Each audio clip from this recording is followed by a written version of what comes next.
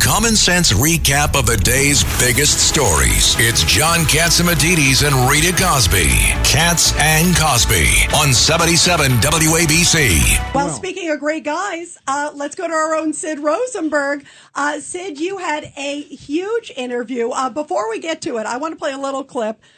Because right away you asked President Trump about all these attacks on him. Is he going to be Mr. Nice Guy? Is he not going to be? I want to play a little bit, Sid. Here it is. I want Trump to be Trump. The authentic Trump is the guy that's won 3 consecutive primaries, is going to win 3 consecutive elections. When he has to be nice, he's nice. When he doesn't have to be, he's not. Enough with this nice nonsense, no? Well, that was a great description. Do you mind if I just plagiarize from you? Do you mind? I can use those same words? Thank you. Because I'll tell you what, that was a very good description. Look, I want to be nice, and I'm a person that is nice. I have a lot of friends like you, but I want to be a nice person. They're trying to put me in prison. These are people, these are animals we're dealing with. These are horrible people. Well, Sid, huge exclusive. What did you think were the big highlights? First of all, he's taken your advice. That was actually pretty cool. Yeah, you don't get that, Rita, John, and crew every day. I thought he takes nobody's advice. Yeah. Look, I meant what I said. You know, a lot of people tell me the same thing. I go, well, who are you voting for? They go, Trump. I go, well, you don't seem to care whether he's nice or not. They go, but no. There's a certain percentage. Stop. There is no percentage, okay? At the end of the day, you're either going to vote for Trump because he can save us from this impending doom, or you're not going to. There is nobody now, 3 months before the election, waiting to see how nice Donald Trump is. This guy's amassed 160 million votes in the last 2 elections, being not so nice. All I want is authentic Trump.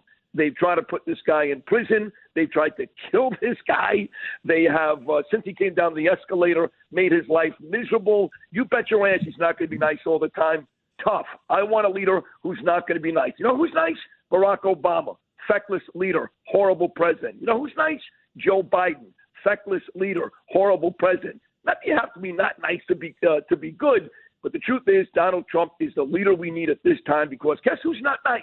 Putin's not nice. Kim Jong-un is not nice. The guy in China is not nice. Enough with the nice. Let Trump be Trump. He's the leader we need right now. Well, you said you just made the New York Post. Congratulations. Yay, big story. Bro. And he also, Trump also put it out on his Truth Social, said that's huge. Yeah, he did, and he actually also put it on his Instagram. 2 of the clips that our social media team, John, put together on my Instagram page, he reposted on his Instagram page. But, of course, guys, there's always some controversy. So the minor controversy we're dealing with today is that at one point during the conversation, I brought up Kamala Harris's husband, Doug Emhoff. And I said he's a crappy Jew. That was my exact expression. And he is. Listen, guys, Bernie Sanders is Jewish. So is George Soros. Don't give me that he's Jewish. He's a good Jew. His daughter has raised over $80 million for pro-Hamas. $80 million. I've never seen Emhoff wearing a talit. I've never heard Emhoff defending Israel. He's a crappy Jew. So now the New York Daily News and Mediate and all these websites are saying Sid Rosenberg's an anti-Semite. I'm an anti-Semite. Curtis calls me the Jew. And Donald Trump is okay with an anti-Semite. That's how ridiculous the left is. By the way, I want to play another great clip that you had, Sid. This was where you asked him, based on his position on Israel, boy, has he been supportive, Abraham Accords, all that great stuff. He was like, he can't understand how anybody, Republican, Democrat, Independent, would not vote for him, especially if they're Jewish. Listen to this. Any Jewish person that voted for her or him or whoever it's going to be, I assume it's going to be her, anybody that did that should have their head examined. If you love Israel or if you're Jewish, because a lot of Jewish people do not like Israel, and they happen to be in New York. You know that. Yes. But if you are Jewish, regardless of Israel, if you're Jewish, if you vote for a Democrat, you're a fool, an absolute fool. They have let Jewish people down since Obama at levels that nobody could believe possible. 15 years ago, the strongest lobby in all of Washington was Israel. It was by far the strongest lobby. Nobody would say anything bad about Israel. Today, It's like nobody says anything good, except Republicans, by the way. Nobody says anything good about it. So it's a hell of a change. I assume you know exactly what I'm saying. Oh, I know. 15 years ago, you couldn't say a bad thing. No. You'd be out of office. Yeah. And today, it's almost like, Schumer has become a Palestinian. Chuck Schumer is officially now a Palestinian. Wow, you got some interesting quotes there, Sid. Well, look, the president is right. You look at Joe Biden, and I'm going back to the days, guys, of Menachem Begin. And, even Menachem Begin questioned Joe Biden's, true position on Israel. And certainly since the war started October the 7th, holding back weapons, massive amounts of weapons. Listen to Mark Levin, I'll tell you the whole list. Massive amounts. He has not been pro-Israel. And Kamala Harris, guys, come on. Bibi comes to town to speak to Congress. She's at a glorified sorority party in Indiana. The very next day, she meets with Netanyahu. It takes her 30 minutes to anger Bibi. And then after all that, on Saturday night, you get this horrible Hezbollah attack. Not even Jews. These were Arab little kids.